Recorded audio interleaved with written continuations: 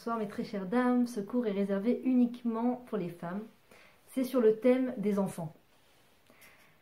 Aujourd'hui, j'ai assisté à un cours sur l'éducation, fantastique, comme toutes les semaines. Et le Rav nous expliquait que l'enfant a à l'intérieur de lui ce qui s'appelle Tom Hayaldout, la naïveté de l'enfance au départ. Et cette naïveté doit être autant que possible préservée. Préservée pour pouvoir, une fois à l'âge adulte, une fois qu'il aura l'expérience et la connaissance de la vie, il pourra utiliser ce Tom Hayaldout, cette naïveté, pour savoir le chemin de la vérité, pour avoir confiance en lui et pouvoir aller sur le chemin de la vérité. Donc c'est très important de protéger cette naïveté de l'enfance. Et il nous expliquait que le meilleur moyen, la meilleure machine entre guillemets, qui protège cette naïveté de l'enfance s'appelle la maman.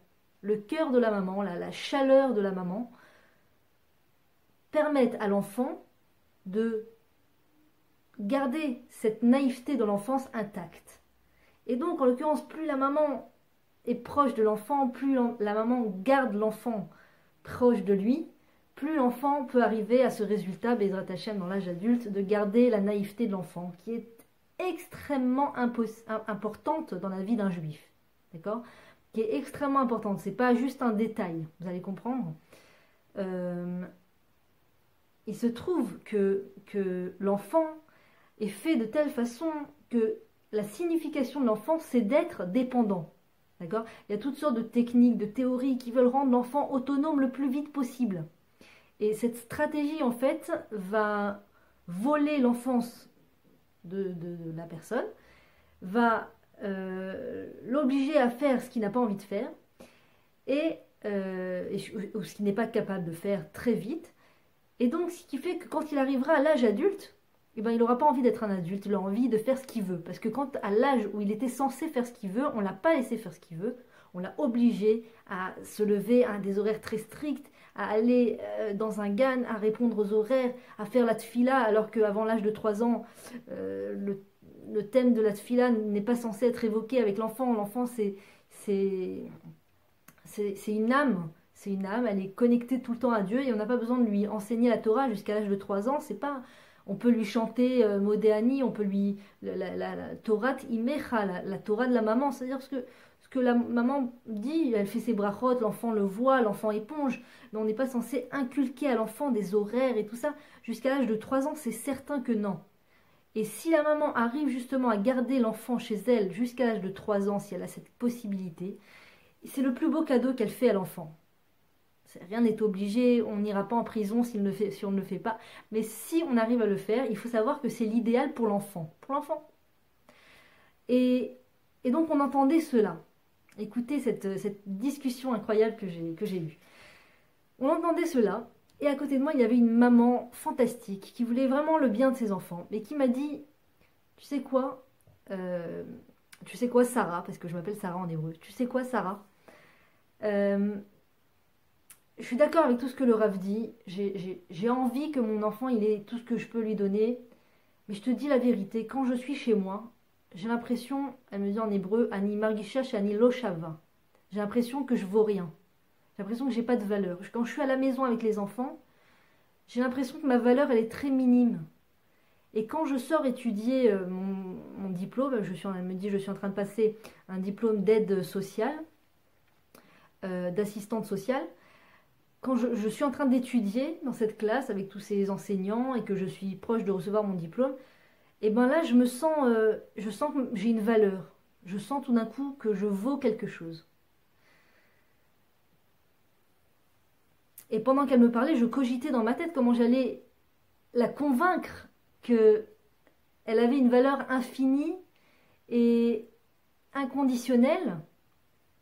Qu'elle passe ce diplôme ou qu'elle ne passe pas ce diplôme, qu'elle étudie ou qu'elle n'étudie pas, sa valeur est infinie, sa valeur est toujours aussi grande, et que justement quand elle agit comme une maman et qu'elle s'occupe de ses enfants à la maison, eh bien sa valeur est intensément grande J'essayais de chercher dans ma tête qu'est-ce que je vais pouvoir lui dire pour la convaincre. Et puis, je lui ai dit, tu sais, moi j'ai étudié avec une rabbinite, la rabbinite Dina Rapp du Machon Meir, que vous pouvez voir sur le site du Machon Meir. Je lui ai dit, tu sais, elle te convainc qu'il n'y a pas plus fantastique que de s'occuper des enfants. C'est une valeur qui est fantastique aux yeux de Dieu, aux yeux des enfants, quand on est là et qu'on s'occupe d'eux, c'est énorme ce qu'on leur donne. Je dis, ne serait-ce que la maman est concentrée sur l'enfant et elle lui donne ce qu'il a besoin et elle n'est pas en train d'avoir la tête au travail et le patron et tout ça. Elle est là avec l'enfant. Tu ne peux pas imaginer la valeur de cet acte que c'est de se concentrer sur l'enfant. Ça ne veut pas dire qu'on peut rien faire autour, justement. Tu peux cuisiner à côté, tu peux faire le balai. Mais si ton enfant à ce moment-là il te dit maman, regarde le pulse que j'ai réussi à faire, si tu arrives à laisser 2 minutes le balai pour regarder son pulse et t'éblouir avec lui de ce nouveau record qu'il a réussi à battre, si tu arrives à faire ça, c'est le plus grand recette que tu fais avec l'enfant, c'est le plus grand acte, la plus grande chose que tu peux faire au monde, dans ce monde.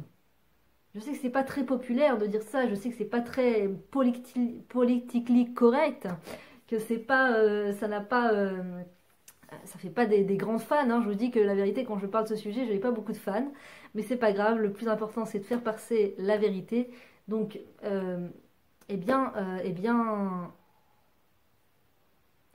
c'est la plus grande chose que tu peux faire. Mais je lui parlais, et puis elle me dit. Tout ce que tu me dis, je l'entends, je suis d'accord, mais encore une fois, je suis pas convaincue, je me sens pas, je sens pas ma valeur, je sens que j'ai pas de valeur. Je suis désolée, je comprends ce que tu dis, mais je vais rentrer chez moi, je sens que j'ai pas de valeur, et quand je suis à l'école, quand j'étudie, je sens que j'ai de la valeur. Tu peux pas m'enlever ça. Et là, j'ai compris quelque chose de fantastique, quoi. Enfin, d'énorme. J'espère que je vais essayer de réussir à vous le faire passer. Nous sommes tous, pour la plupart, issus de cette mentalité de mettre l'enfant le plus tôt possible chez la gardienne. Limite, on lui rend un service parce que l'enfant, il y a toutes sortes de mythes. L'enfant va être plus vite se sociabiliser. L'enfant a besoin d'être au contact des autres enfants, ce qui est un grand mythe. L'enfant n'a besoin que d'une chose, c'est d'être au contact de sa maman. Minimum jusqu'à l'âge de 3 ans, c'est tout ce qu'il demande. Oui, mais quand je vais au bac à sable avec mon enfant, il est tellement sociable avec les enfants. J'ai l'impression que quand je le ramène chez moi, finalement, je lui enlève ce contact avec les enfants. Oui, ton enfant est très content quand il est au bac à sable de jouer avec des petits copains, parce qu'il sait que maman est derrière.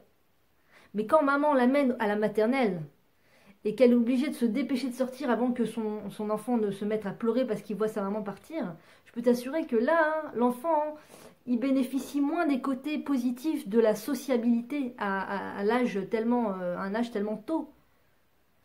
Justement, quand un enfant est mis face à la sociabilisation avec force, il n'en a pas envie et il n'aurait qu'une envie, c'est de rentrer à la maison avec maman. Il n'en a pas envie de cette sociabilité à cet âge-là. Et bien, lorsqu'il aura l'âge justement où il vaudrait mieux qu'il soit sociable et qu'il crée des liens sociables, et bien il aura cette phobie de la société. Il aura cette phobie quand il arrivera dans un mariage, quand il sera face à une foule de gens, quand il sera face à des gens ou des nouvelles personnes, ou quand il devra se présenter devant des gens, tout ce qui est en rapport de société avec les gens, de rapport avec les autres, il aura une phobie intérieure.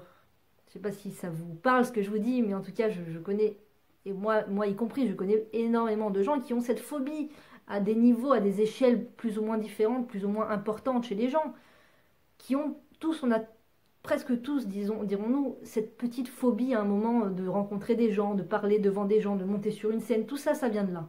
Ça vient du fait qu'on a été sociabilisé avant l'âge, en fait. Quand l'enfant n'était pas encore mature, suffisamment mature et mûr pour être mis en société sans maman. Et donc, issu de cela, on a tous été, quelque part, presque tous, pour la plupart, pour le plus grand nombre, on a tous été dans des maternelles très tôt, chez la gardienne d'enfants très tôt, d'accord ? c'est pas que nos parents ont mal fait, c'est pas que nos parents ne nous aimaient pas, chas v'shalom, c'est qu'on leur disait que c'est ce qu'il y avait de mieux pour l'enfant. Donc ça veut dire que même si nos parents, notre maman à nous ne voulaient pas nous amener, même si elle n'avait pas les moyens, elle aurait été prête à travailler pour pouvoir nous payer cette garderie qui selon ce qu'on racontait à cette époque-là, qui était ce qu'il y avait de mieux pour l'enfant. D'accord? Plus on met l'enfant à la garderie tôt, plus c'est bien, c'est voilà. Plein de mythes. Et donc, maman voulant bien faire, nous a peut-être amené très tôt à la maternelle, pour beaucoup. Et ayant vécu ce traumatisme de l'enfance, eh bien, on a eu le sentiment que on n'avait pas tellement de valeur finalement. L'un des symptômes énormes que ressent un enfant qui a été trop tôt défait de sa maman, qui a été trop tôt séparé de sa maman, une des grosses lacunes, c'est que la personne n'est pas sûre qu'on l'aime. La personne est extrêmement dépendante du regard de la société, du regard d'autrui. Et elle est toujours dans le doute d'être aimée. Toujours dans le doute, elle n'est pas sûre qu'elle vaut quelque chose. C'est la phobie que développe l'enfant qui a été trop tôt séparé de son enfant, de sa maman. Parce que vous pourrez expliquer avec tous les mots que vous voulez à un enfant, mais je ne te laisse pas parce que je ne t'aime pas. Je te laisse parce que je dois aller travailler et c'est pour toi, c'est par amour, c'est pour t'apporter de la nourriture, c'est pour te permettre de te donner des habits, c'est pas parce que je t'aime pas. Tu peux tout lui expliquer. L'enfant, il peut pas comprendre. Il peut pas comprendre. Il traduit la chose comme maman me dépose là, maman s'en va sans moi, maman quelque part m'abandonne. L'enfant vit ça comme un abandon. Maman m'abandonne, égale maman ne m'aime pas. Je ne suis pas aimée, je ne vaux pas le coup d'être aimée, je n'ai pas de valeur, je ne... Et vous pouvez vous dire, mais il faut relativiser, il faut parler de façon rationnelle, il faut avoir les pieds sur terre. L'enfant n'est pas le pro de la rationalité, l'enfant est le pro de l'émotion. Baruch Hashem, Dieu merci, un enfant c'est émotionnellement en bonne santé. Ça ne cache pas ses émotions, ça ne masque pas ses émotions, ça ressent les choses. Ça vit les choses, ça ressent les choses. Donc vous pouvez raconter tout ce que vous voulez à un enfant, l'enfant il vit les choses. Est-ce que maman est est-ce que maman est sympathique avec moi? Est-ce que maman a une présence aimante avec moi? Est-ce que maman est près de moi? Est-ce que quand je vais me retourner, est-ce que tout d'un coup je vais plus la voir? Et imaginez, il faut se faire tout le... Je veux pas vous rendre malade, Ras Shalom, mais je veux ouvrir, je veux mettre le point sur la table et dire, il faut oser voir la vérité en face. D'accord? Quand on part vite comme ça de la maternelle et qu'on laisse vite l'enfant, le fait d'être parti vite, est-ce que vous pensez que ça évite plus la douleur à l'enfant? Ah non, c'est pire, parce qu'il se retourne derrière et d'un coup maman n'est plus là. Quelle trahison! Quelle trahison, pardon Donc, quelque part, cette traduction de l'enfant est je ne vaux pas, je n'ai pas de valeur, je n'ai pas de valeur. Et donc, grandissant, l'enfant va sans cesse inconsciemment se poser la question que faire pour gagner de la valeur? Que faire pour devenir quelqu'un qui a de la valeur? Il faut que je fasse quelque chose pour devenir quelqu'un qui a de la valeur. Mais ce que la personne ne sait pas, c'est que toute sa valeur est à l'intérieur d'elle. Dieu amène des êtres dans ce monde, comment on dit, avec la valeur intérieure built-in, comme on dit en français, comme on dit en anglais. Built-in, ça fait partie de l'être. L'être descend sur terre avec une âme et tout un potentiel de valeur extraordinairement infini. Et c'est pas en allant à l'université, il peut aller à l'université, il n'y a pas de problème, mais c'est pas l'université qui va lui donner sa valeur. C'est pas le coacheur qui va lui donner sa valeur. C'est pas logiquement un bon coacheur, enfin un bon thérapeute va t'aider à te reconnecter et à te réconcilier avec ce que tu es à l'intérieur. Mais il ne va pas t'inventer des choses, il ne va pas t'inventer des valeurs, il ne va pas te dire maintenant sois comme ça, sois comme ça. On a des valeurs intérieures. Et si malheureusement, on a eu cette coupure avec la maman trop tôt, on a toujours le sentiment qu'on doit faire des choses pour ressentir qu'on a de la valeur. D'où ce que cette femme me disait ce matin, je sens que je n'ai pas de valeur.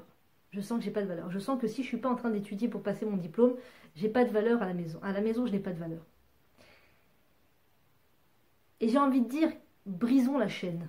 Brisons la chaîne de cette lacune qui fait que l'être est forcément obligé d'agir pour se sentir, d'agir aux yeux de tous, d'agir devant la société, de faire des choses que la société apprécie pour se sentir avoir une valeur.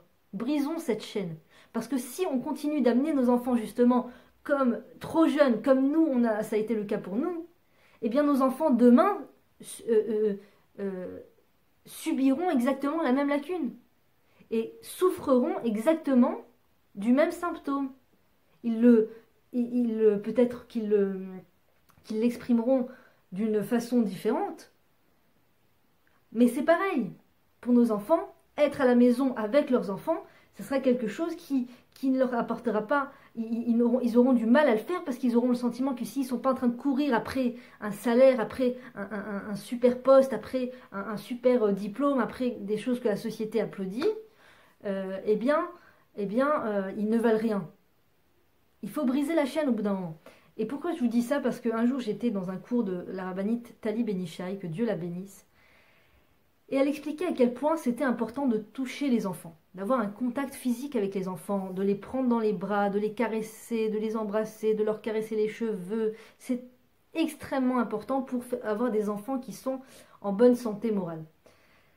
Et il n'y a pas d'âge, il n'y a pas d'âge. Pour embrasser ses enfants, il n'y a pas d'âge pour les prendre dans les bras. La halakha le permet tout à fait, une maman peut prendre dans ses bras son enfant jusqu'à n'importe quel âge. Il y a, avec pudeur bien entendu, mais c'est-à-dire après un certain âge, mais voilà, l'enfant ne demande que ça. L'enfant ne demande que ça, qu'on lui caresse le bras, qu'on lui prenne la main, qu'on lui caresse la joue, qu'on le prenne dans ses bras.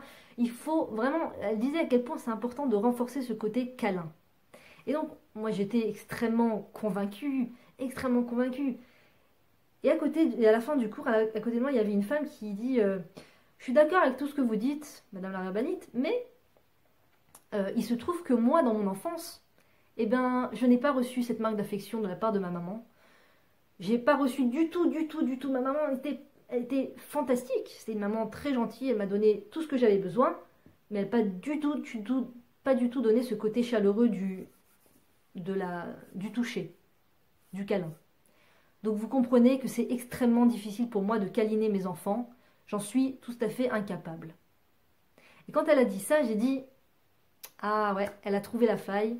Ah, c'est vrai, en même temps, si elle n'a pas reçu les câlins qu'il fallait, ben, c'est sûr qu'elle ne peut pas les donner à ses enfants, c'est certain. Et là, la rabbinite a répondu quelque chose d'immensément puissant. Écoutez bien, c'est fantastique. Elle a dit, il y a toujours une génération qui souffre. Il y a toujours une génération qui souffre d'une lacune. Toujours.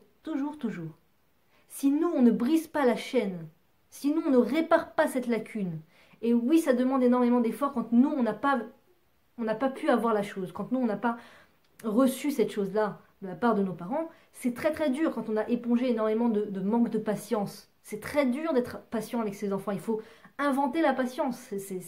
C'est comme si ça ne faisait pas partie de notre vocabulaire. Si on a épongé énormément je sais pas moi, d'extravagance, ou d'orgueil, ou de toutes sortes de choses, si on a épongé ces choses-là, c'est très dur après soi-même de réparer ces choses-là. Mais ça, on n'a pas, comment dire, on ne nous retire pas la charge de la réparation. On doit quand même réparer. On est venu sur Terre pour réparer. Tikkun bemalchut Shaddai, la réparation bemalchut Shaddai, c'est-à-dire la réparation dans ce monde selon la volonté divine. Selon la volonté divine, comme Dieu le veut qu'on soit. On doit ressembler à Dieu. Dieu fait du chesed. Dieu est ce qu'il y a de plus humble au monde. La personne la plus humble au monde. Donc on est là pour ressembler à Dieu. Et de la même façon que Dieu il fait du chesed avec nous du matin au soir, nous les mamans, on est censé faire du chesed avec nos enfants du matin au soir. Et c'est quoi le chesed avec nos enfants? Eh bien c'est que malgré que la chose est extrêmement répandue d'emmener les enfants très tôt à la maternelle, eh bien, ça ne veut pas pour autant dire que c'est sans danger. Ça ne veut pas pour autant dire qu'il faut se voiler la face et se voiler les yeux et se dire que tout ira bien et qu'il n'y a pas de problème et que la plupart des gens amènent les enfants très très tôt à l'école et au GAN et au Mahon, il n'y a pas de problème. Enfin, tout le monde le fait, c'est répandu, c'est comme ça, il n'y a pas le choix. D'accord, il n'y a pas le choix, mais il faut savoir, il faut connaître les dangers, il faut connaître les, comment dirais-je, les défauts de la chose. Il faut être ce qui s'appelle conscient. On a une responsabilité formidable sur les épaules qui est la responsabilité de donner tous les outils à nos enfants pour qu'ils deviennent des gens épanouis et des gens épanouis et comment on dit, mais aux animes, ça veut dire, je sais plus, des gens qui sont bien dans leur peau, quoi. Et si on fait les choses juste parce que on a fait la même chose avec nous, juste parce que c'est comme ça qu'on connaît les choses, et c'est comme ça, et on se pose pas de questions, ce que ça entraîne. Ça entraîne, je sais pas ce que ça entraîne, mais moi c'est comme ça qu'on m'a éduqué, c'est comme ça que j'ai vu les choses, donc c'est comme ça que je reproduis. Oui, mais il y a un moment où on a un cerveau, on peut réfléchir, on peut se poser des questions. Est-ce que c'était bien, est-ce que c'était pas bien, quels sont les plus, quels sont les moins, et surtout étudier, parce que si on n'étudie pas, et si on n'étudie pas l'éducation, on peut avoir beaucoup de mal à savoir exactement ce que Dieu attend de nous. On peut avoir du mal à ce que représente un enfant. On ne sait pas exactement ce qu'on a entre les mains finalement. On ne sait pas exactement ce qu'on a entre les mains. Et c'est en étudiant justement l'éducation à la lumière de la Torah, et en particulier la Torah d'Israël, qu'on se rapproche le plus de notre but en tant que maman dans ce monde. Et donc pour en revenir à cette maman qui me disait je ne sens pas, je sens que je vaux rien à l'extérieur, le truc en fait dans l'histoire c'est qu'il faut juste en fait briser la chaîne, quoi. C'est vrai, c'est une souffrance quand t'es chez toi et que personne te dit waouh, t'as donné un verre d'eau à ton enfant sans t'énerver. Waouh, t'as répondu à 2 enfants en même temps. Waouh, en même temps tu lavais la vaisselle, t'écoutais ton fils et l'enfant et l'autre il t'a marché sur le pied et tu t'es pas énervé. Personne n'est là pour dire waouh, ok? Mais toi tu sais ce que t'as fait. Voilà. On sait ce qu'on a fait et on connaît la valeur. Et je pense que ceci n'a pas son égal au monde. Voilà. Très bonne chance, brisons la chaîne et à très bientôt mesdames.